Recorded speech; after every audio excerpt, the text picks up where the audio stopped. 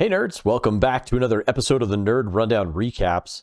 I'm your host, Erik Hare, and with me tonight is one of the best beards I know, Darren Stemple. Oh, I didn't know where he was going. You telling me the truth? I wouldn't lie to you. And a man who makes suspenders look good in Big Morg 3000. I don't got a good line right now. Good to see everybody. I don't think Erik realized that. I was thinking, but I was like, all right, I got nothing. I don't think Erik realized I used the line. Oh yeah, you did. I know. I did not catch it. Today we'll be recapping and offering some thoughts and insights into episode 6 of HBO's series, The Last of Us. If you wouldn't mind, take a moment to hit the like and the subscribe buttons and leave a comment on the video. It helps the channel a great deal. And if you wouldn't mind, hit us up on the old social medias as well. We've got YouTube, Twitter, Instagram, and the Chinese Communist Party's TikTok. Don't worry about those balloons. Worry about the TikTok peoples. They're just helping us load up TikToks. Yeah. That's what I should have said in the opening line. Dang it. Communists. Or there are Firefly people. Yeah, I love that one. Yeah. That one I was a little surprised about. It was pretty funny. It was a good scene. Title for this week's episode is Kin. And finally, after 5 episodes, we haven't seen this guy in a long time, but we finally get a reunion between Joel and his younger brother Tommy. So, Morg, I'll kick off the show with you tonight. First reactions for the episode. My reactions are, I liked it. I was happy with it. I still have some of my little gripes with it, just because I am one of those people that, yes, I want to see it word for word the exact same thing. I'm upfront about that. Yeah. I can't complain that they don't do adaptations right, and then let them fault on some things. But no, overall, I really liked it. When we get into it, I'll kind of point out some of the differences and some of the things that I was like, okay. But I think we all have a gripe with some part, but I liked it. Positive. All right. Recommend. Sure. I highly recommend. A thumbs up. 8 cordyceps out of 10. Thumbs up. 8 or 9 cordyceps out of 10. Let's say so. Cordyceps up for Morgan. Darren. Cordyceps up. I was really worried about this episode because you came off of a all-time banger last week.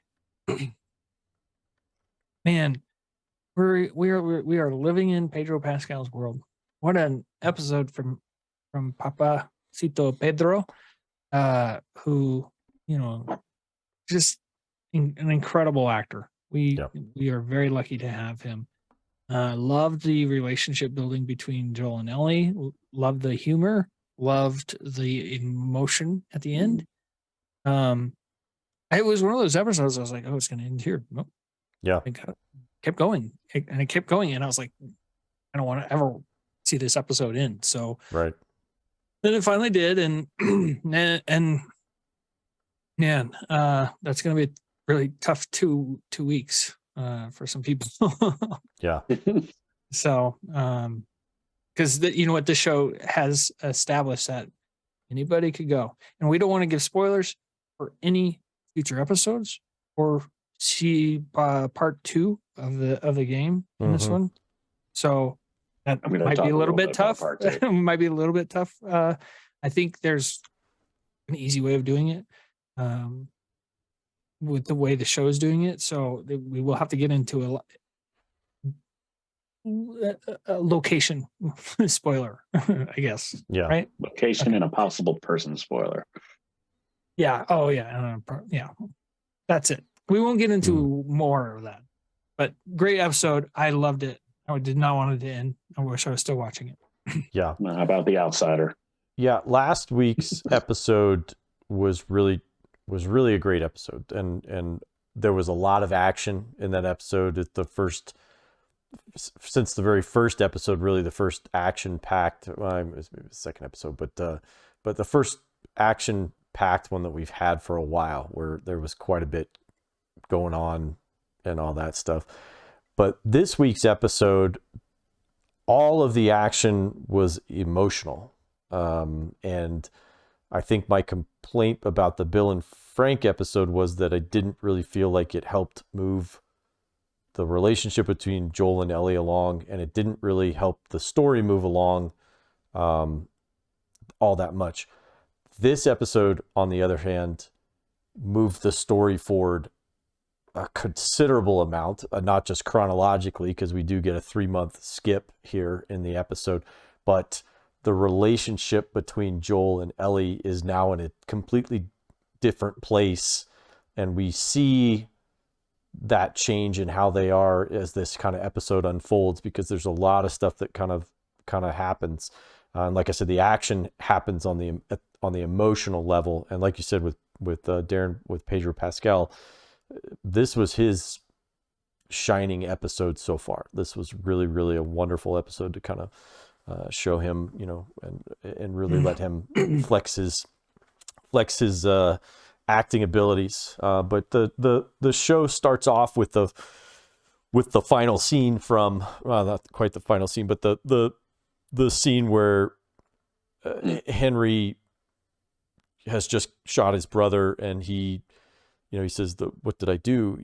And then he turns the gun on himself, and then we get a 3 months later fast forward, and goes to black, and then yep, and then they mirrored the game on it. Yeah. Okay, I'll take your word for it. But yeah, he shoots himself, and then you get the fade to black. Better take our word for it. And then we go 3 months. Then it comes up to a scene in the open plains. Looks like maybe a mountainous area that's got snow and pine trees and stuff like that. And we see a person walking through the forest with some dead rabbits and stuff like that.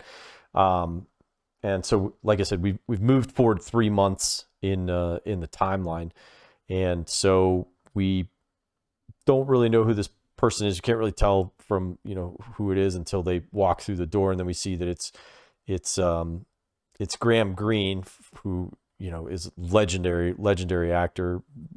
Still love watching this dude do anything. Anything. He was so great. I still love him in Dancing with Wolves. I mean, just amazing. So I was thrilled when I saw him in the trailer, and he's got such a great sense of humor. And then his wife, who is played by Elaine Miles, and he was great. Oh my gosh, the most subtle, funny, just way to kick off an episode. It was just absolutely terrific to go with Ellie's smart-assy, wisecracks and stuff that she kind of rattles this off. little psycho. Yeah, the whole line about the fireflies, it says something. Have you seen, heard of the name Tommy? He's like, no, he looks like your brother. Well, if he looks anything like you, I've never seen anybody that looks like you, so I don't, it's, and then the wife says, they said something about fireflies, and she goes, "They're firefly people," Yeah. So it was a really funny scene, and then what I really loved was the back and forth. He says to him, "If you don't tell me the truth, I'm going to shoot you," about where we are on the map. And so he looks at his wife and goes, "Did you tell them where we were on the map?" And he goes, "Yes." "Did you tell them the truth?" "Yes." "Are you telling me the truth?" And she's like, "Yes." And he's like, "Fine, we're right here." Which I thought was like great. Like anybody who's married, and has been married for a long time, I think you can kind of empathize with that scene. It's like, did you tell him the truth? Are you telling me the truth? Yeah. That type of You stuff. always have like an unwritten code language. Yeah, exactly. And this was a great game Easter egg, as this is kind of how Joel interrogates a guy in the game. And Okay. It's pretty brutal. Yeah. But cool little, like, your answer better be the same as this person. I'll say I hope this isn't the scene that really establishes that, though. I will be very disappointed. Well, I think we'll see what happens. But Oh, I liked yeah, I I know liked what you the stuff that she they tell him, hey, we trying to get west. Well, the best way to go west is to go east. You don't want to go west of here because nobody comes back. You go in that direction and nobody ever comes back.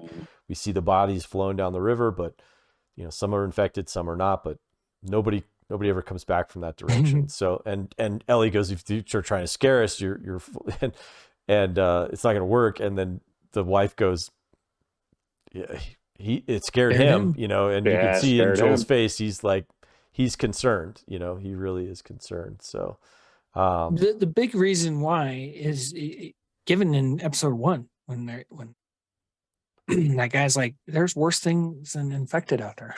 Yep. Yeah. And they actually list off like 4 or 5 different things there right at that point. And they say one of them. That's really scary. Yeah.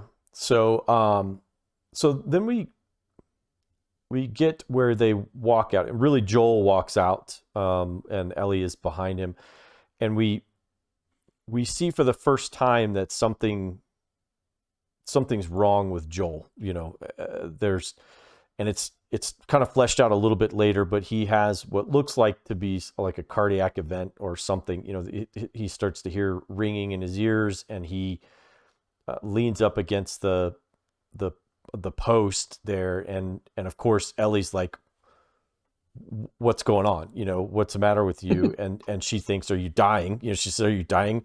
And then there's really no sympathy for like what Joel's going through at that particular moment. She goes to herself at that point, and she's like, if you're dead, I'm fucked, and if you're dead, I'm dead. So, like, you cannot die. It's like, suck it up, dude. Yeah. So, and Joel's like, it's just the cold, it's just the cold air just getting to me, and everything. So, fair. But as we'll see kind of later in the episode, that's not necessarily true. That the things are starting to weigh on Joel, more than just the physical toll, the mental toll and the emotional toll of things have starting to build up. So, so before they cross this river of death, they camp for the night. And I thought it was really funny. The booze, she's like, can I try that? He gives her the booze. She takes a sip and she's like, that's still gross, Ain't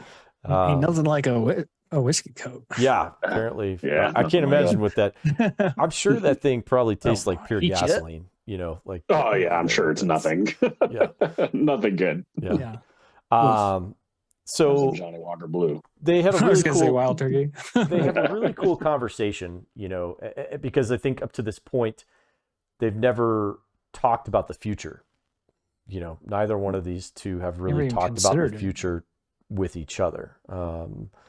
And so she asked Joel, what would you do if, what would you do? So Morg, if you wouldn't mind, just kind of fill us in on that one. He kind of responds in a funny way, I guess, to it.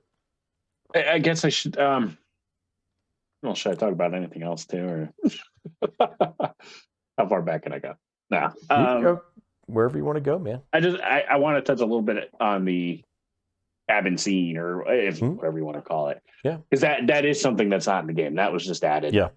I mean, I liked it because I thought the interactions were great with everybody, and I like we said, they were great. And Joel or Ellie hiding, she's like, "Can I come out now?" It was just fun. I hope that isn't the only scene to the what I mean with that. It can't be. So he goes outside and he has that episode, we'll call it. And I kind of knew immediately what it was just from experiencing it myself. You know what I mean? Mm-hmm. So that is something that disappoints me with the show. I'll say that. The only reason being is Joel is definitely a much softer man in this compared to the game. He really is, from what we've seen between the Joel. Yeah. Now, obviously, in the game, they got to throw more things in there because they got to keep you entertained. And yeah, Joel's probably killed like 500 guys at this point in the game. You know what I mean? But I mean, we can't do that in the show. That would is unbelievable. But we'll get more into that a little bit later. But no, the camp scene the camping scene I thought was great because we're getting some of that good interaction. Yeah. And they're trying to figure out what they're really going to do out of this because, like, you don't think about that. It's like, okay, Right. yeah, well, let's go get the care, and then, well, oh yeah, what do we go home or what do we do here? And I'm honestly, I can't remember what Joel said because I'm thinking of what he says at a different point. Yeah. Yeah. About that. That's like all that's popping in my head. I can't remember what he said. Well, he talks about running a sheep farm. ranch. Yeah. Sheep ranch. Yes. Thank you. Which I think is funny Yes. because at no point is he shown any interest at all in like livestock. Yeah. You know, and he it's like- basically it's like he wants to just have a peaceful life. yeah. Super quiet. Yeah. They do what they're supposed to do. He just wants to be on a ranch strumming a guitar, essentially, you know, like that's what he wants. He just wants a peaceful life again. Yeah. And it's, you know, I won't say much, but that is kind of a nod to the second game too. Yeah. You know, I won't say much, but there is that is a nod to the second game. But sure. I did enjoy that. Like it just, I don't know, just made them real again, you know, like real people. Yeah. And she, you know, just seeing that, and she kind of laughs because she's just like, well, very sheep. Yeah. You know, like that's not what you Romantic. Well, and I do. think That's not what you're romantic. gonna Her line romantic is so Yeah. funny. And what's hilarious is like we have a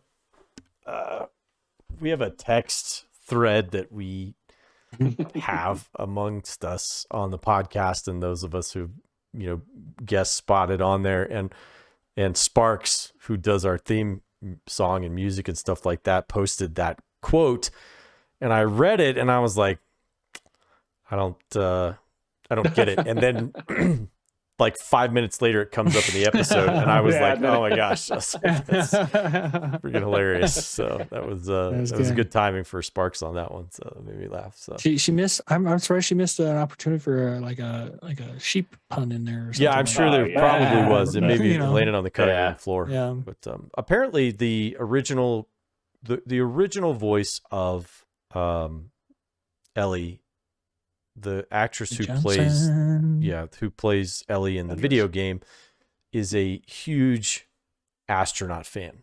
Like she knows everything about astronauts. And so as kind of an homage to her, or kind of a tip of the cap to her, that's why they made Ellie's character so into and wanted into astronauts and into space. That's and all cool. that stuff. So yeah, Like that. Yeah. Yep. Mhm. So that was kind of cool, but it was neat. It was a cool moment, for the two of them to have together. And again, we're starting to see, we started it with the diarrhea joke, and and here we are now, where it's 3 months later, and Joel's wall is down. I would say, like, whatever resistance he had for trying to consider her cargo, nope, you're just cargo. She's not cargo anymore. She is inside the walls, and inside his, whether he wants to admit it or not, she's inside the walls, and they can now talk about these, these different things. But Joel says that he's going to take both watches, and then she can go to sleep, and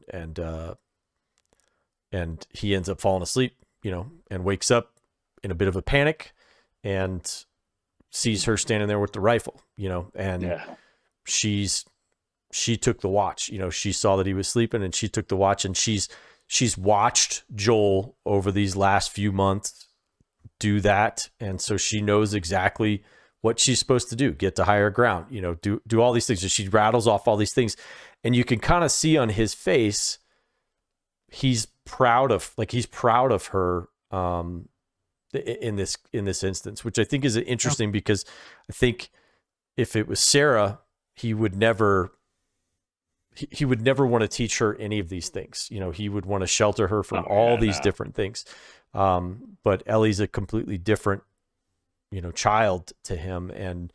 And so I think he's proud to see her, pick up the rifle and do, what she needed to do, and kind of shows that she's learning. So, so then we kind of get through, and maybe Darren, you can kind of help me here, because I do know that the damn joke,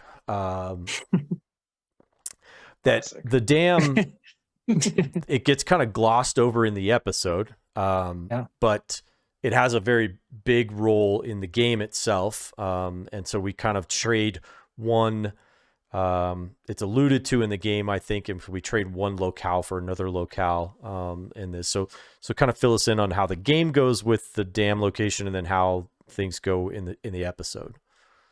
Yeah. This might be better for Morg to relay more Detail. information. Yeah, more detail about the game, because I can't remember if is Tommy with you in the first part of the dam game? Yeah. So yeah, in the game, dam level when game? they get there, they get to the dam. You can take all the damn pictures you want, right? Yeah. Yeah, it's, I was just thinking, somebody asked me to name something that holds water, and I was like, well, damn. Yeah. But It's a anyway. damn tour guide. Yeah. Name two things that hold water. Get some damn bait. Well, damn. But anyway, so no, in the game, when they get to the dam level, they want to go around it, but they can't, so they just got to go through it. And when they get to the gate, that's where they meet Tommy. And it's just, hey, put your hands up. They couldn't go over it, and they couldn't go under it. So they couldn't go over it. They had to go through it.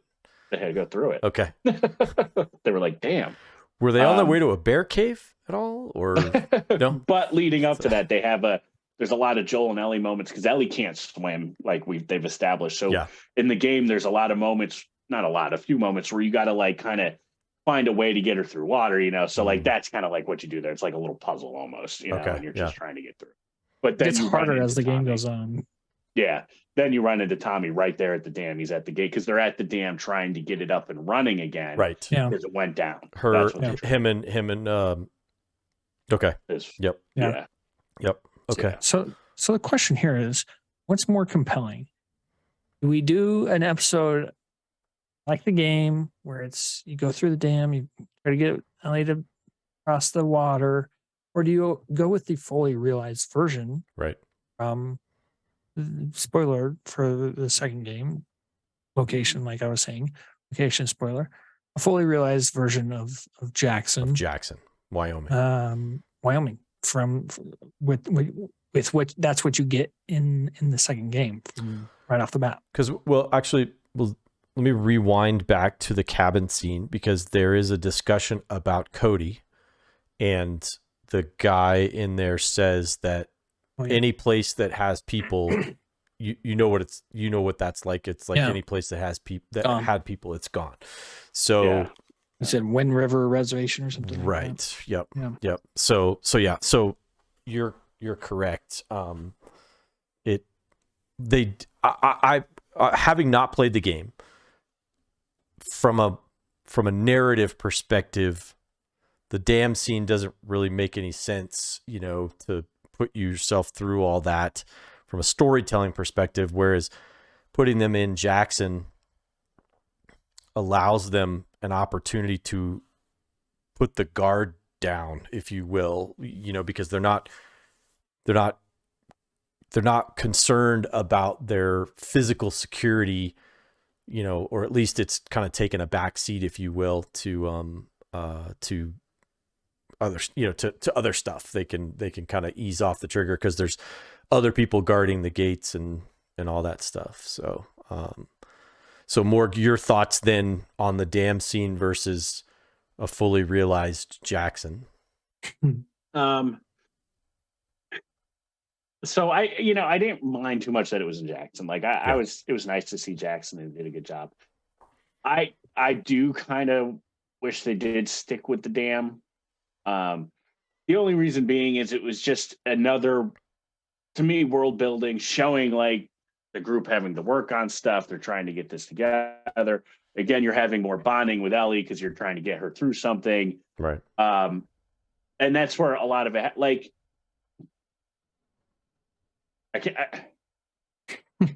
I'm trying not to ruin anything. You know what I mean? So, but like, I don't know. It's just, it doesn't bug me. It didn't take me out of it. It's not like, oh man, like I can't watch the show anymore. But I do kind of wish it just took place at the dam. There's certain things that we're going to talk about that I don't know. I feel like have a little bit of a bigger effect because they're at the dam. And we'll talk about that. Like, for example, they do get attacked by raiders at the dam. So it's another moment where you got to work together to get through it. You know, where I feel like we haven't really seen a whole lot of that with Joel and Ellie. It's a lot of like, I don't know. We haven't got too much of Ellie really needing Joel, as far as I'm concerned. But that's kind of one of my little gripes with it is that. But overall, like, still a great moment. There's still great story. There's still great talking. A lot of the stuff from the game, like dialogue and stuff, it's just set in a different spot. That's all. Yeah. Well, so that couple, Graham Greene and his wife, they tell them, you know, they call it the River of Death, and so they cross a bridge and over top of a river, and which was kind of a cool scene. It was really beautifully shot with the snow and the train tracks and all that stuff. It was really, really cool. And as they're going across, Location Scout is getting paid. Yeah, for sure. Oh, so they come across that, they go across that bridge, and then they come to the dam, and Ellie says, well, what if that river we passed back there wasn't really the river? Maybe this is the river that we need to be concerned about. And so Joel starts to kind of pull out a map, and then all of a sudden they get surrounded by, you know, like 10 different people on horseback. And, you know, this is the first real high tension scene of the episode. And so a guy gets off and he says, this is your last chance for a bullet, or the dog's going to tear you apart, you know, if you're infected. And so, you know, they tell Ellie, take 5 steps back from Joel, and they send the dog over. The dog sniffs Joel, comes back, and then there's this panic. You can see this panic in Joel's face because there's 10 dudes with guns, you know, 10 people with guns, all pointed at them. This dog is probably going to rip Ellie to shreds because, you know, she's already failed the test, you know, with the guard. If we remember back, she tests positive for the infection. What if this dog can smell it on her too? So there's this real concerned look on Joel's face, and you can see he doesn't know what to do, and he's kind of frozen.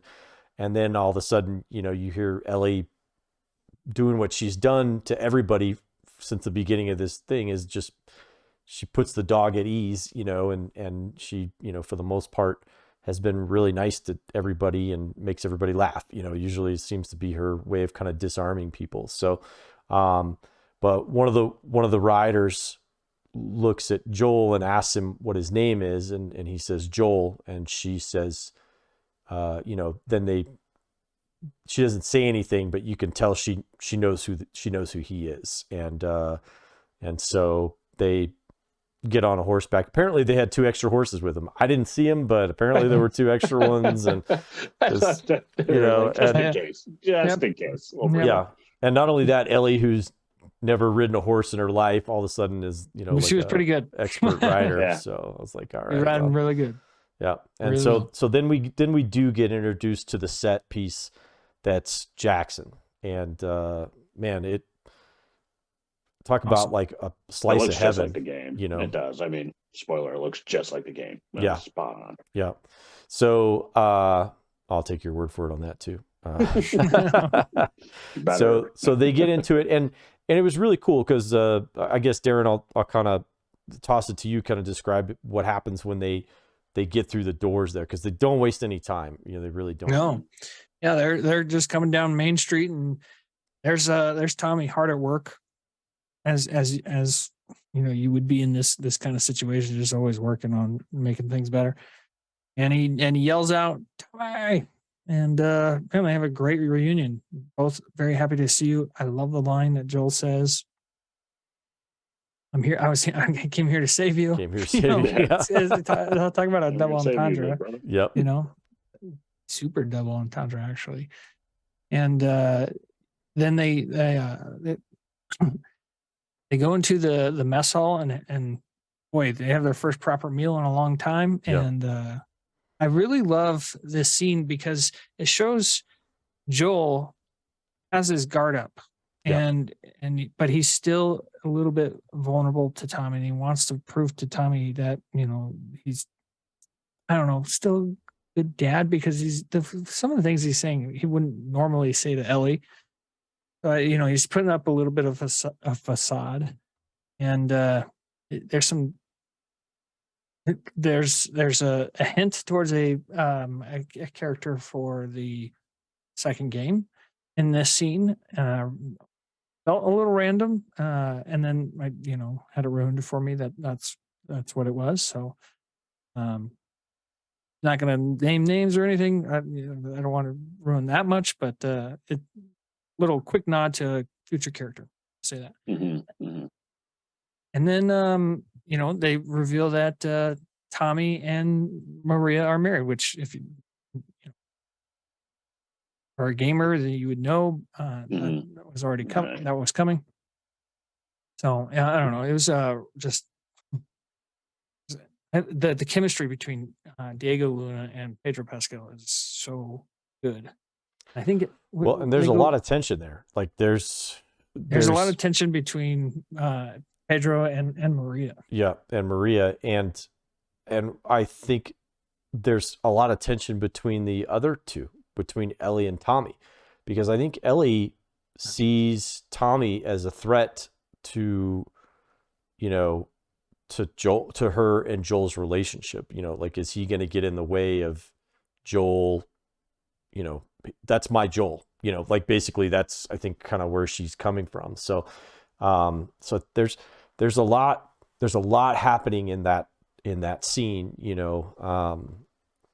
and so I think Joel has his own tribe. He has Tess, he has Tommy, he has now Ellie, and Maria is not part of that tribe, but now Tommy is saying, yeah, she is part of that tribe. And I think Joel has difficulty with that, at least kind of initially. So yeah. And then Ellie has and I think what you're alluding to is Ellie has a blow up at where she like yells at somebody for like staring at her, and it's like, and then Maria goes, well, they're not used to seeing strange people, and then, there's a lot of other things like, when she goes, when am I going to get my gun back? And it's like, they're not used to seeing people walk around with guns either. So, it's like our kids walking around with guns. So, she just kind of blows it off, but you could see Ellie is on edge, she doesn't know what's happening here and all that stuff. So her and Maria kind of go off, Tommy and Maria and then Joel and Ellie, they give him like a tour of the town and kind of show them all around and all this stuff. And we see that finally, through the magic of cordyceps infection and everybody dying, that you can make communism actually work in real life. First example in history. Without slaughtering half your population. First successful. all those pesky people that just won't. The population isn't allowed to have them. Yeah, instead of having to kill all those pesky people that just won't go along with it, we'll just kill them. Give them a bullet and charge their family for it. But there's always good pockets of everything. Yeah, right. So, all right. So anyhow, we get a little communism working there, and they talk about, but I think what this does a really good job of setting up a conversation that Joel and Tommy have here in a little bit, where there are different ways about navigating the world that they live in. And Joel and Tommy chose one way and Maria chose a different way, and that there were other people out there that chose the same way as Maria, and you can kind of see what that is. So it kind of gives you an idea of, okay, what's Jackson all about, and and what's gone into creating that kind of safe haven that they live in. So then we kind of split up. So Joel and Tommy go and have kind of a private conversation that they have together, and Maria and Ellie go off together, and kind of do some other stuff. So Morg, I guess. So do these conversations then, this conversation between Joel and Tommy, do they happen in the game, like in the dam situation, or is it this is just exposition that they've written into the show to kind of develop that. So it happens in the game, not like this. Yeah. Actually, a good dichotomy between the two scenes. One does happen, one doesn't happen. Yeah, so it's explain that difference there. Because we get something big in one of them that we didn't get in the game. Yeah. So in this scene, I mean, Joel essentially is spilling it out to Tommy that like, hey, I need you to take her. Right. Well, I don't think that one's just that's not yet. Yep. This is the one in the bar. This is the one in the bar where where Joel doesn't necessarily tell Tommy the truth about right, because Tommy asked how's Tess doing. How's Tess doing? Good. Yep. And then who is this girl? You know, who is this person that you're going right, and he's still going along that with the cargo excuse line. Just some hoity-toity fireflies. And I'm just trying to get there. Yep. And he's like, you wouldn't be doing this. Like, why are you doing this? Out of the goodness of your heart? And it's like, well, no, of course there's a payment for me. Right. Just kind of solidifying the Joel he knows. Right. Like that's the Joel he was around during the apocalypse. That's the, because they talk about like the stuff they did. Right. Like they murdered people. That's what we know that. And this is where Tommy has that conversation like I just talked about before, where it was like, hey, we chose that way to do stuff, and so Joel then starts to blame Maria, saying, is that why you stopped communicating, with me and right, like is Maria cutting you off? Right. Yeah. Your classic, wife, wife hates the brother-in-law, whatever it is. Yep. And it's a powerful moment. I mean, that's where you see like, okay, this is why the relationship failed, because he just couldn't do it anymore. And he happened to find the right person, thankfully. Right. Unfortunately, Joel found Tess, who has the same mind as him, and do what you got to do. Yeah. And Tommy found Tommy started regaining his humanity. He really does. And Joel is still isolating for a little bit, essentially. Yeah. It's a powerful scene, and you see, I mean, they fight. It doesn't end on good terms here. This conversation. Well, he hits him, and Darren, Tommy hits Joel with a pretty devastating, line to him, but also another thing that really hurts Joel too. So talk about talk about what Tommy reveals to Joel in this scene, and then how he ends the conversation. Oh man, I mean, we didn't know Tommy had a child coming in the game, right? No, that was added to the show. He drops that on Joel, and Joel doesn't know how to accept that in a way where he kind of just makes it negative and like, well, I guess we'll see how that turns out. And Tommy comes up and is like, listen, just because life stopped for you doesn't mean it had to stop for me. Right. Exactly. Right. And he found Maria. He's got a child coming. He's regaining his humanity. He's a big part of his community. Yep. And Joel, maybe even a little bit out of jealousy too. Seeing this whole thing. I would say so.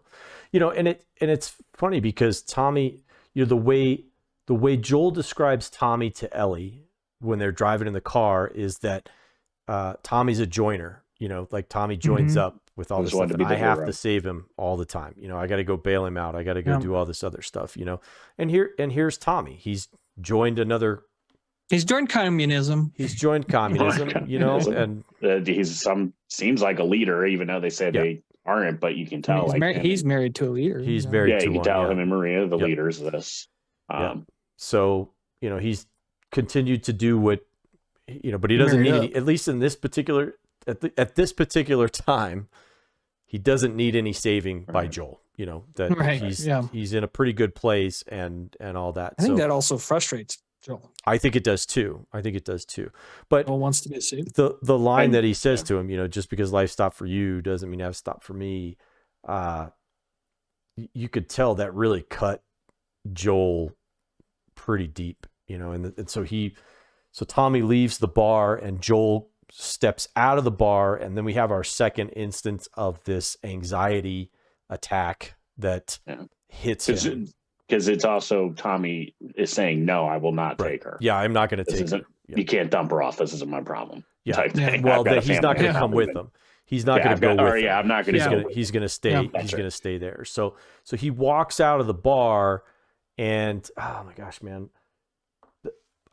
One thing we haven't really talked about, and it's a shame because we are big fans of music, is the score of this whole this moment is so good. And when he walks out of the bar and he's having this anxiety attack, and he looks across the square there, and he sees a woman who looks like she could be Sarah's age, and Sarah's hair is very specific, and this girl has hair that looks just like Sarah's hair, and a little girl comes running up to her, as she's kind of turned away from him, and you can see everything slows down in this moment, and you have this theme music that comes up that's just, it's so sad, it's I was gonna say heartbreaking. It's so heartbreaking, and you think, here Joel is just found out that his brother is going to have a son or a daughter, and his is gone, and then he walks out that door, and he thinks he sees Sarah, for just that one moment, and then of course then you catch a profile shot of this woman, and I think Joel is embarrassed, or maybe he feels foolish for thinking that that it could have been Sarah, because Sarah's dead, and she'll always be dead, and so but I think that particular moment really hits Joel really, really hard. I think that really took him out. Yeah.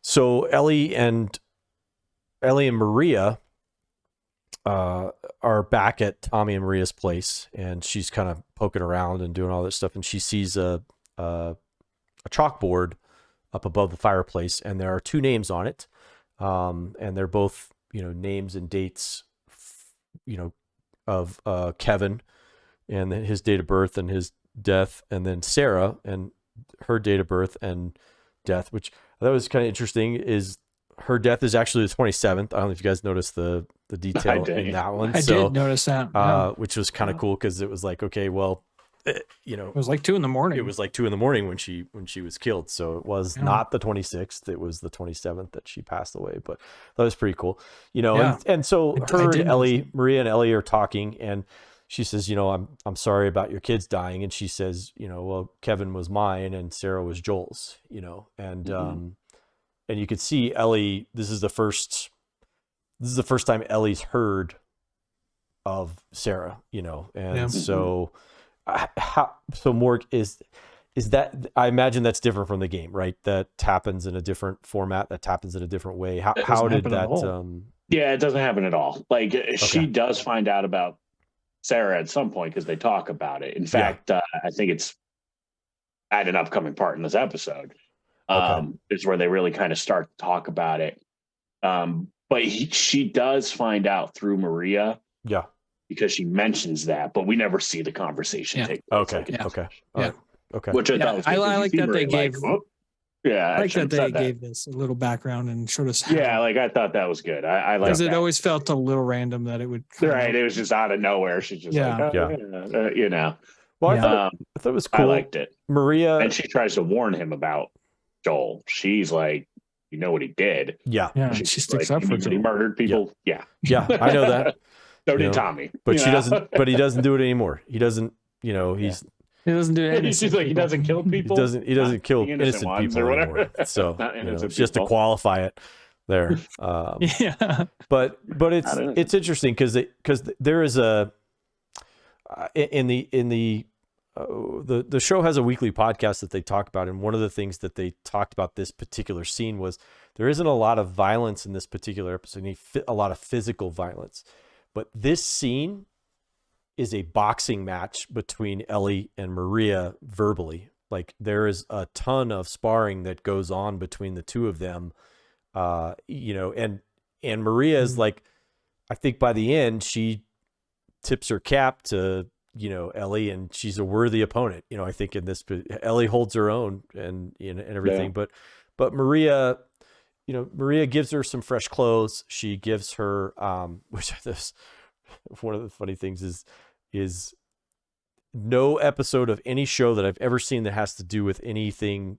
zombie apocalypse or any kind of thing ever deals with how do you deal with women's menstruation. And this episode makes it pretty clear, pretty quick. They're like, hey, here you go, and it was like, cool, and I was like, oh, well, that's kind of cool. I asked my wife, I was like, is that what I think it is? And she goes, yep. And I was like, all right. So, which I thought was a great detail. That's like a cool detail to put into the show that you don't have to put into the show, but they do, because it's something you have to deal with, and this is how it's going to be dealt with. And, and I don't know if Sarah was old enough at her age, to have Joel had to deal with that, like whether or not that was a thing that he had to deal with her, but he is going to have to deal with it with Ellie, at some point. So, but I think the cool thing about the Ellie and Maria part was more focus on Joel and Ellie. I didn't need that.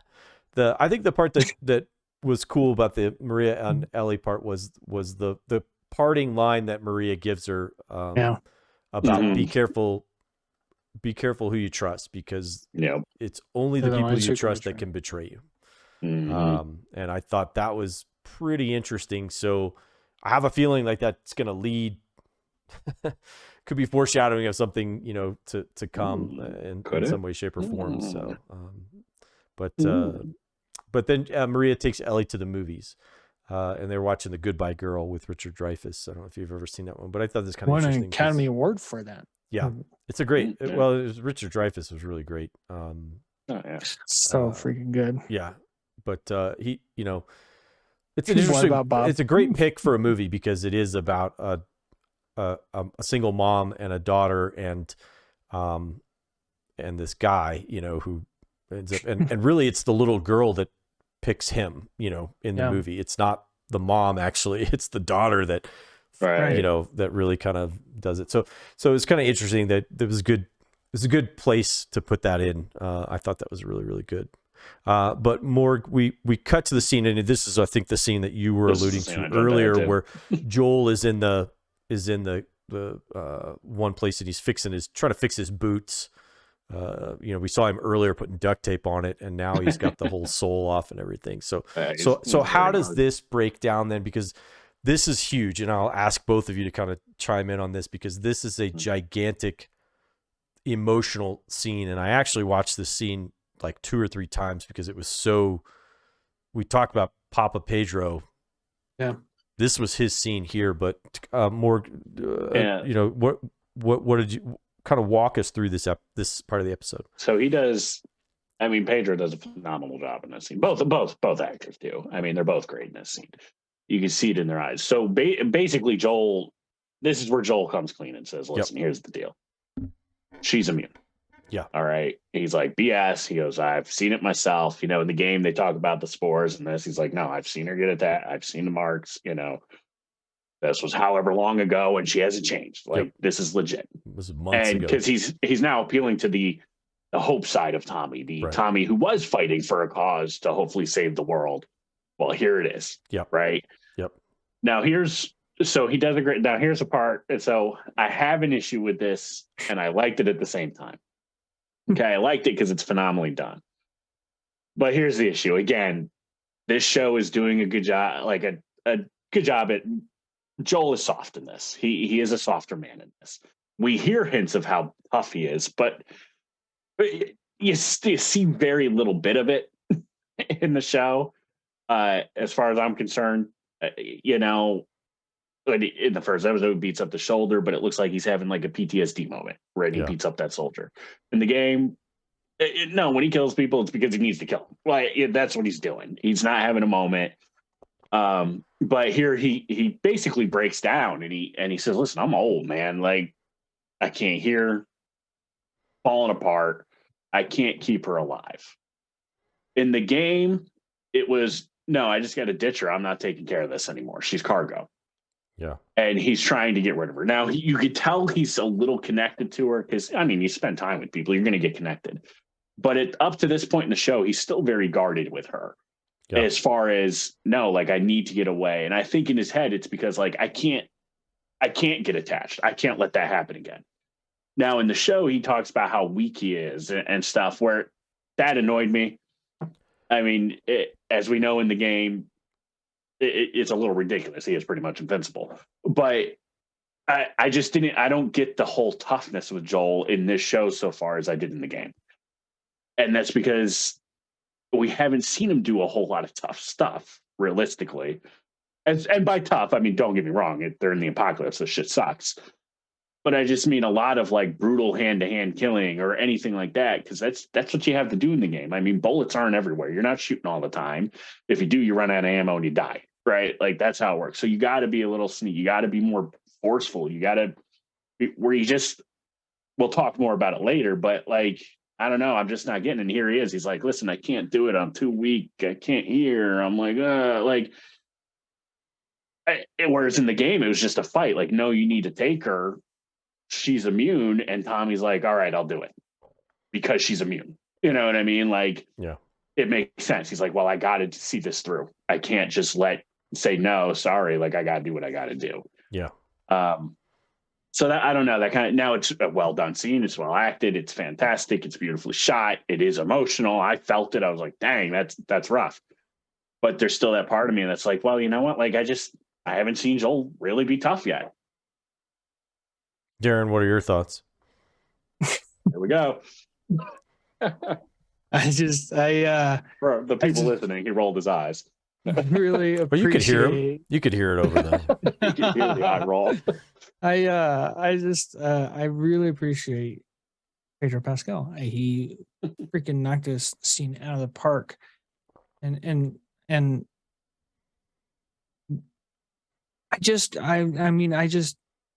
there are certain stories that are, the way you tell a story on certain mediums doesn't translate to other mediums one for one. It just doesn't. And so knowing that going in, knowing you're not going to get a 1-for-1 translation, when changes come, it should be a little bit easier for you to accept them and not use that as a criticism for the show.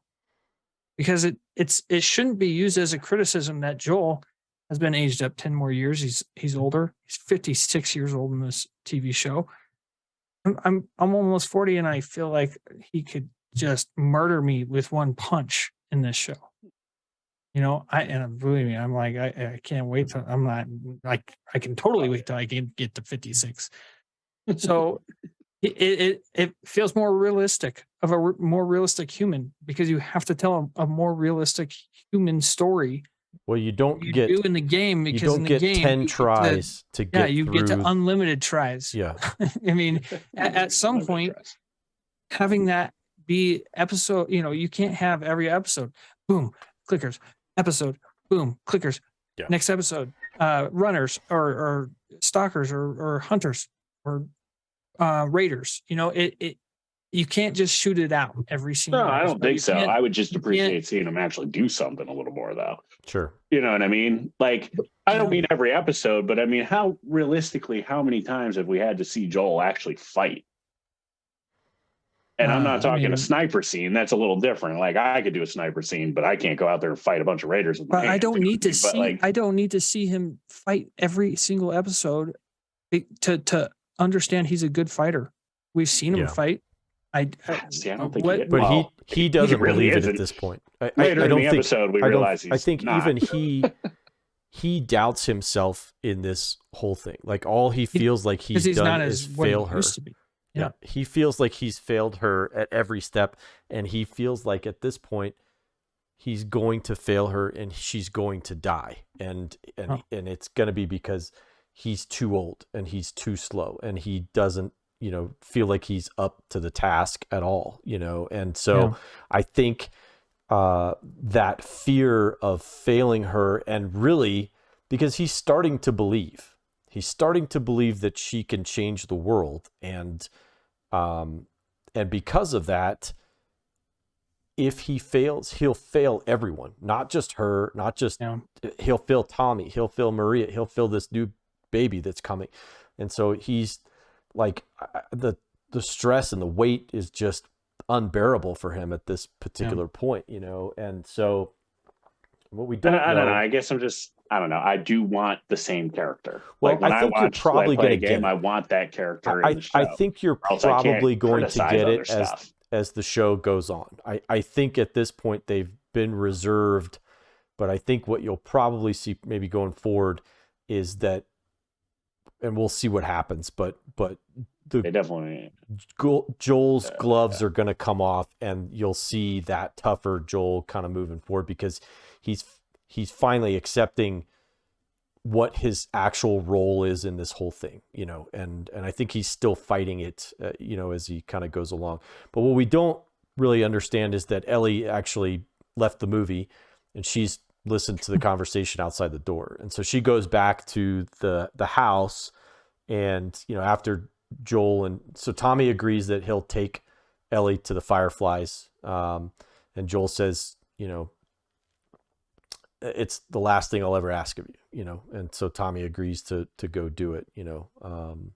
So we get back to the scene. We get back to the house with Ellie and Joel in the house, and she is pissed. Like, she is really, really upset, because she's furious with him, you know, and she starts yelling at him, like, do you even care about me at all? And, you know, and so they're having this blowout, and then she brings up Sarah, and, don't bring up Sarah, man, don't bring up Sarah. No. And he looks at her and he says, don't say another word, you know? And, I found it interesting, because one of the things they did talk about in the podcast was that it's very similar. And I heard it too. And I thought it was very eerily, the tone of voice that he uses in that "don't say another word" is the same tone he used for that old sniper when he was like, please don't, you know, please don't. So it's not an order. It's a plead, like, please don't say another word, you know? And same thing with the sniper, like, please don't make me kill you, you know, like, just let's just do this the way it needs to be. And so it's not him being tough. It's like, please, I can't have you talk about her, you know? Makes sense. It's much softer. And so I thought it was really, this scene here, again, like, we got hit with, like, just a ton of story, a ton of interactions between these characters that, you know, it's taken 6 episodes for them to really start to dig into their relationship with each other, you know? And so this, to me, has been, we got so much action, verbal and emotional action in this. It was great. It was a roller coaster ride. It really was a roller coaster ride. And it was tough to not get emotional about all of this, you know? And so Ellie, she pleads with Joel, you know, and she's like, I've literally lost everyone I've ever loved, you know, in my life, and everyone I've ever known has either died or left me. Yeah. And then Joel responds with the greatest line in the whole game of, you have no idea what loss is. Yeah. You have no idea. And he's wrong. Yeah. He's wrong. You know, at least I think so. You know, I for him, he feels it's not like apples to apples. Yeah, it's not an apples to apples loss, but yeah. So there's no greater pain than lose your child, apparently. Yeah, right. I hope I never have to. Yeah, couldn't imagine. Yeah. So I thought it was, Bella Ramsey was terrific in this. Strong. Pedro Pascal was terrific in this. And so, you know, we cut to the next morning, and, you know, Tommy Tommy comes to collect Ellie, and they start to head out. And as they get around to the stables, Joel's there fixing up a horse and getting it ready to go out. And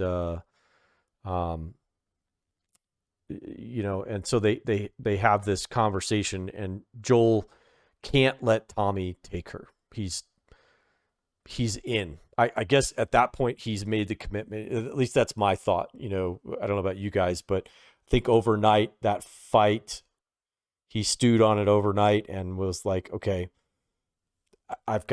she's my responsibility. I love her and I care for her, and I'm the one that's going to take care of her, And so I love that he tells his brother, can I borrow your rifle? Your wife took mine. Yeah. I already said yes, Joel. Yeah. No need to throw.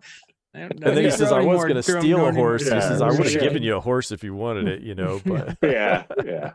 No need to throw my wife's name and keep your wife. I know. Right. Yeah. But he does say something to Joel does say something to her, and he gives her a choice. He says, I felt like you deserved a choice, which I thought was kind of interesting, a little out of place. So I have a feeling that because of how out of place that was, that's probably going to come back some point in the future. I just think it was him not wanting to say, all right, you win. Yeah. It's like his way of compromising, and he knew she was going to pick him. So maybe not as immediate as she did, which is great. Yeah. But I think it was, that was just my interpretation, wasn't anything deeper than he just didn't want to admit that's that. That's what I think too. Yeah. Could be. Like he knew she would pick him and he just couldn't. His pride. Yeah. So they do set off. So Joel and Ellie set off for the University of Eastern Colorado. On another Lord of the Rings trip. Yes, on another Lord of the Rings trip. Trip which Mordor. I think was funny because it's like the University of Eastern Colorado, and their The logo is a bighorn sheep. I was like, that doesn't seem like Fort Collins, Colorado at Must all. not to have me. gotten any It's not the copyright. Colorado State University. But Collins is in the middle of the state. I love that. She's like, well, just leading up to that as they're getting there, just a great little interaction that cracked me up. She's like, so after you go 10 yards, right? The football he's like trying to explain football to her. Well, but that's where they are, that's where they are. She's not cargo anymore. He's teaching his daughter how football works, Yeah. And then he's talking about his past, how glorious contractors are, and how in the old days, of course, people were so cool. Everybody, contractors were the greatest. coolest. We're the greatest. We're the greatest. Everybody loved contractors. Yeah, everybody loved. Everybody, which is the first time he's openly talking about his past. So. And then I think they had a really great moment. Again, this is something that they touched on in the podcast. Where it's like when you're a kid, your fathers are invincible. And they're the most amazing people. Everything they do is magic. And so we have this scene where she's trying to shoot this target. And she's hitting everything but the target. And she's like, that rifle sucks. Or whatever. And then he grabs the rifle, and he leads by example. Yeah, he puts one round down range and threads the needle on it and just puts a bullseye on there, and she's like, and that cracked me up too when he's just like, gotta squeeze it. Yeah, she's like, what, are you gonna get it pregnant or are you gonna shoot? Right. That just kind of the same thing. I love that, man. That cracks me up. But I thought that was in the span of 2 minutes, 2-3 minutes, they really show how they've bonded with each other and how close. There's a foundation there to build off of. How closely they are getting to one another. So they finally get to the university. Once the cracks are open. Yep. They get to the university to try and find the fireflies, and they do see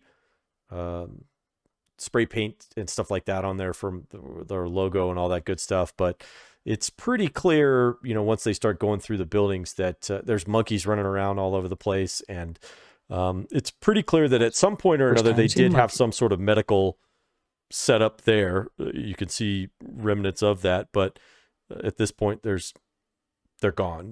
They've clearly fled out of there. And there's a map that they left behind that kind of shows some trails of where they possibly have gone to. And Salt Lake City looks like it's the next stop on the Ellie and Joel show train, or at least that's on the trip to Mordor. Yep, that's where they're headed.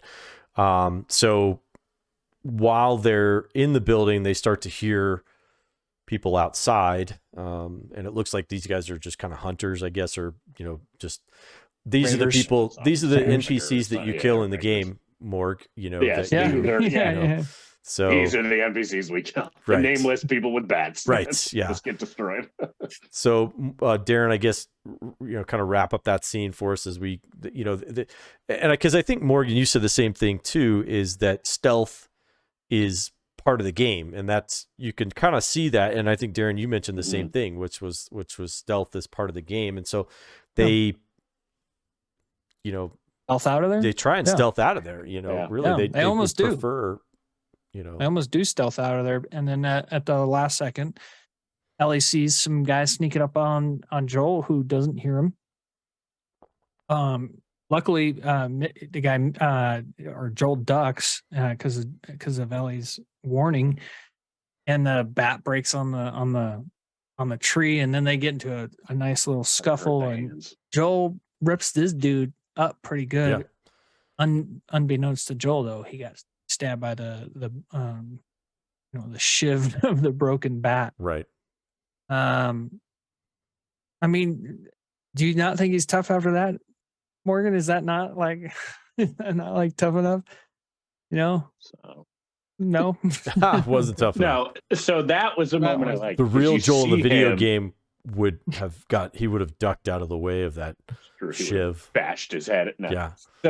So I did that the way he kills him, honestly, is like, that was like the animation from the game when he choked people out. Like it was spot. And I like that because that showed him that he's like quit, and he's like and breaks his neck. I was like, that's what I like to see. I just wish that, I don't know, maybe we got it. You need to see that more. You need to see him break another dude's neck before you believe he's tough. Is that maybe we see him kill something one other time, tough like that. That would help. Well, in the game though, he falls off a second story ledge and falls on rebar, and I mean, it's one of those moments in the game. You're you're like, he's got to get off of it. God, it lands in his like. I think one reason they didn't do that is, spoiler alert for another show, a zombie show where somebody falls off onto a piece of rhubarb. Right. Yeah. So I think they're like, we should probably at least change it up a little bit, because people are just gonna be like, oh, look, it's The Walking Dead. Right. But so again, spoiler. Spoiler. Yeah. So again, come into my, Joel's a little bit softer in this. In the game, the guy kind of got the jump on him. Like it was a experiment. Like in this, he gets the jump on him. But I mean, that's their fault for not seeing the 50 feet of open space around them and not realize a guy's running at him. But in the game, you're in the university because, you're trying to solve a puzzle. You got to fight some stuff. But this guy just happens to completely catch him off guard, right? Gets the jump on him as he's protecting Ellie, fighting somebody else. This guy gets the jump on him, knocks him over the ledge, and he falls on the rhubarb. And Ellie rebar, yeah, the rhubarb he falls on a rhubarb pie. He falls on the extrapolation. It was awful. There was fruit everywhere. Fruit everywhere. It was horrible. You'd be surprised at how much damage that could do. And then Ellie saves him. Ellie fights off what's left, and we get to what we're seeing here on the horse as they're trying to get away. So again, it's just one of those, like it really catches you off guard in the game, because you're like, oh shit, like Joel is tough in the game. He's not deaf, he's strong. So when that happens, you're like, oh crap, like you just don't expect it. You know what I mean? Because up to that point, you're pretty much invincible. It seems like. Yeah. So it really takes you, but like in this, you don't except expect for the 100 times that you've died like, up to this point in the game. Yeah. But. Yeah. At least 100 times. Not when you're a good player. No. Okay. Okay. But again, it's just one of those like. Do you speed run? You speed run The Last of Us? Is that what you're trying to tell me? It's as quick as I get the platinum. Do you do the thing where you jump on top of the shell and just get your 100 lives at the very beginning, and then. But I will say that when Joel talks about how weak he is, I think him deciding to take Ellie is a bad move based on the conversation he had with Tommy. Because he's flat out admitting like he is too old and he can't protect her. So he's terrified. He's terrified of I know, failure. but he shouldn't take her. That solidifies like he shouldn't take her at that point. No, he like should. He should go with somebody more capable, according to him. And I agree. Like if that's his case, but it's like anybody who's critical of themselves. They never see like a person who's overly critical of themselves. And that's what Joel is in this situation. He's overly critical of himself. He is incapable of seeing the successes that he's had, which is that he has literally moved this girl from Boston to Wyoming and kept her alive the entire time, no matter what situation they've been in. Yeah, there have been situations where she's bailed him out, but they're part of a team at this point, and that's how teams work. But Joel can't see himself as anything but a failure because he's still failing every night in his dreams. Failing. Yeah. It's what he says. He says, I'm even failing with that scene with Tommy. He says, I wake up in the morning after going to sleep and I feel the loss that I've failed in my dreams. And he's still wrestling with the failure of him to protect Sarah, and for him, his failure to protect Tess. And, and he's terrified because he feels like he fails everybody that he cares for, I think is what it comes down to at the end of the day. And it doesn't matter that he's kept Tess alive for 20 years, that they got together when they did, and they were together for years and years and years. And he never let her get close because he kept her at that arm's length because he wasn't going to let her in. And then I think with Ellie, it's the same thing, but Ellie has gotten in, she's gotten through, and that's what terrifies him more than anything. It has nothing to do with the other stuff. Right. And that makes sense. And it's something, a couple friends of mine, Jim and Dante, who I know through mutual people that we all know, they brought one thing they brought up that I definitely kind of agree with. They say the emotional impact of him really fully trusting her here, like, no, I'm going with you after everything that happens, doesn't seem as big in the show because they've shown Joel from up to this point a little more emotional, a little bit softer, more like when he reads the note about Tess, you can see he walks outside because he's got to kind of cry. Yeah. You know what I mean? Like you see it. Whereas in the game, he never really had that. He was this tough guy that my job is keep her alive because I got to get her here. So when you have that big blow up fight, because in the game, she runs away from the dam, like she takes off and you got to go find her, and you have this blow up conversation with her. And then we get to the university and now he's really opening up. It just feels like it's much more like emotional or much more impactful because you're seeing this guy who really went from like, I'm a vicious killer. Now he really is open to her. Whereas in the show, like he wasn't like a vicious killer. Like you see it kind of like the emotions and stuff. He thinks this way of himself. And it's like, well, yeah, you could tell he's attached throughout the whole show. You can almost tell he's attached immediately. The second she plays the piano in the hotel, or the second she pretends to be in the hotel, she kind of looks and like you can see like, oh yeah, there's a child and he's happy. Yeah. Whereas you don't really get that yet. So it's such a big part where finally he's opened up and you're like, holy crap, this guy's opened up. And you don't see it, like you're like, holy crap, that comes out of nowhere. This is awesome. Like, look at him. He's really breaking down now. And you could tell he's really caring. Whereas like, no, we knew he cared about her for a long time now. We could tell in the show. Like, so I could see where it's like that payoff. Like, I get that, where it seems a little more impactful in the game than it does in the show. Yeah. Darren?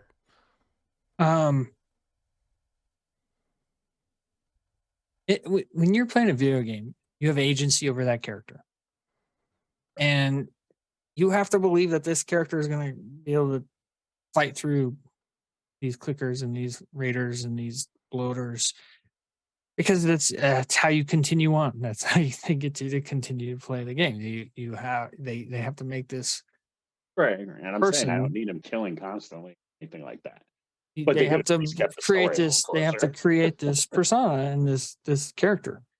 It just doesn't translate to the screen. You got to make it more relatable. And if your guy is indestructible. And you can't have an indestructible hero. And the thing is, he doesn't. Why Wolverine sucks so bad? Yeah, I mean, he gets injured in the game, and you got it. test. I know, and in the game, he stuff like should have that. freaking died. I mean, the rebar the real thing was technically absolutely... in this world, none of them should be alive. I mean, the cordyceps, you touch the wrong thing, and it's telling zombies 10 mile away to come eat you. Yeah. So technically, they shouldn't survive in either world. But you just you have to make this character. Hold on, though. You have to make the character when you translate it to the screen. You have to make him more relatable. Yeah, that's how you win. You have to give him depth. Audience. You have to give him more depth than I think the video game gives him. So. But I played the video game and he's super relatable. But it's different playing the video game because you have agency over this character. You've bonded with this character. You are this character. Now you are detached from this character. Yeah, and it's different. It has to be different. It has to be a different experience. Well, so it doesn't. I mean, my big thing is like if you write what we consider probably the best story ever written in a video game, the best script, why can't you just write the best script for the TV show, which is just the same thing? Because it doesn't translate. Because it's not apples to apples. How would it not translate? One for one. So he'd be a little tougher in the show. How does that not translate? It's an apocalypse. I assume. How is he? He's asked. I mean, he's freaking toughest 56-year-old guy I've ever seen. Like I just my thing is I don't understand the journey that guy's been on. I just want to see him at least fight a little more. Why can that not be in the show? Is what I mean. Like we probably will. We'll probably see that. I think it'll. I mean, I don't think we will. Yeah. Perhaps. I don't know. We're gonna get this. See some action, but you just can't see action always. Yeah. So the show wraps up. I don't think we're going to solve this tonight on this podcast, but we'll be back next week, and these two can duke it out over that again. Friendly conversation. Although I think next week's episode, at least from the trailer, is it's going to focus on Ellie and her little her backstory, past, her little backstory. So yeah. I hope we get Ashley Johnson next week. Yep. So I hope the episode does end where Joel kills the dude. And then Ellie is, has this shocked look on her face because he's got the bat handle sticking out of his gut, and he pulls it out and starts bleeding. So they hop on the horse and they start going, and then at some point, Joel falls off the horse and Ellie just has a meltdown, where she starts just crying. She's like, "Please, Joel, please, I can't do this without you," and so she's trying to keep him conscious. She's trying to, put pressure on the wound and all that stuff. So, but it looks pretty bad for Joel. He looks like he's in really bad shape. So, and that's where we end the episode with what I believe to be a fake horse and Ellie standing over top of Joel. I'm pretty sure the horse was real. I don't know. That thing stood too still for too long. Like no horse doesn't flick its tail. I mean, he was, and he's got his one hoof up. Like I was like, come on! I told Stacey, I said that is a fake horse. That is not a real horse in that scene. So, they're like they won't even be looking at the horse. Yeah, that's exactly what they're thinking. Nobody's gonna look at the horse, but some jackass who runs a podcast. They're like, this horse won't stand still. Get us the statue. Just get us the statue one. Everybody will be looking at Ellie and Joel anyhow. Yeah, so. yeah. I will say too, and I won't spoil anything. This part in the game, I went, holy shit! Like, yeah, the main guy's dead. Like. Didn't expect that. I was like, all right. They established they don't have right, because anybody could die. I mean, they killed Tess. Tommy's off really early. Tommy's next up. Hey man. Yeah. And that's the thing. Like I obviously wouldn't say what's coming, but I was like, holy crap. You know the score, bro. You know the score. I have a feeling I don't know. We'll see how this goes, but I'm curious if I feel like it was a very quick introduction to Graham Greene and his wife, and then it was a departure from them very quickly as well. So I don't know where this story's going to go, but I'm wondering if maybe Graham Greene and his wife make an appearance again. I think that would be cool. But here's what I think is. Oh, I think no. Do you want an answer to that? No, I don't. That's just kind of where I'm speculating. I'd be surprised if they should. Yeah. So, well, anyhow, thanks. Final words, Morg. I'm right about everything I said. Of course. Naturally. Final words. Again, 7 or 8 for me. I still love the episode, even though I have my gripes with it. I still love it. I'm still very happy I'm seeing what I'm seeing. This still is one of the most faithful adaptations. I hope everything moving forward takes a page from this book, a lesson, take some notes. Like, oh yeah, it turns out if you turn the game into a movie, people are gonna like it. Yeah. So again, I'm 7 or 8. I'm excited to see what they do next. A little nervous because I think they're gonna add a little too much, but we'll see. I think it's gonna be it's going to be a good episode. Do it right. It's going to be a good one. Darren. I was right about everything I said. Of course. Of course. We'll let the internet decide. Leave it in the comments. I just, when you know you're not going to get a 1-to-1 translation, you should have set the expectations for yourself. No, but great episode. How I felt about the Star Wars. I think that Pedro Pascal is going to be up for an Emmy after this episode. Yeah, and deservedly so. I agree with both of you. I have this at this point. I have this down as the number 2 episode in the show, behind last week's episode as my favorite. Yeah. So I think last week's episode is my favorite to this point. I liked number 1. Number one is really terrific, but I feel like this episode. Oh wait, yeah, number 2. Yeah, number 2 is great. Oh, I'd have to. Okay, I'll put some thought. Yeah, put some thought into that one. The reason why I have this one is just how much character development we did in this. Yeah. And really moved the story forward from where we were to where we are now. I just feel like we took a giant leap forward between the relationship with Ellie and Joel, and even with Tommy. And so, like I said, I have this one as number 2 behind last week's episode as my number 1. And then 1 and 2 are it's right up there. Like honestly, I really loved every episode. I have not been disappointed in anything. I haven't felt like we're not eating good. I'll just say that. Yeah, so, it's appointment television. So when I wake up on Sunday, for sure. Yes, dude. And this was such a painful. This was a painful week because we had to wait 2 extra days for the episode to drop, because last week, because of the big game, they decided to move the drop to Friday, so we had 9 days to wait. So. Yes, penalty call at the end. Well worth the wait. Yeah, well worth the wait. Well, with that being said, thanks everyone for tuning in to the Nerd Rundown recaps. Morg, Darren, great show. Thank you guys both for being on to talk about the show with me. Thank you all for listening. Again, hit that like, subscribe button, and we will see you next week for The Last of Us episode 7. See ya. Bye. Go East.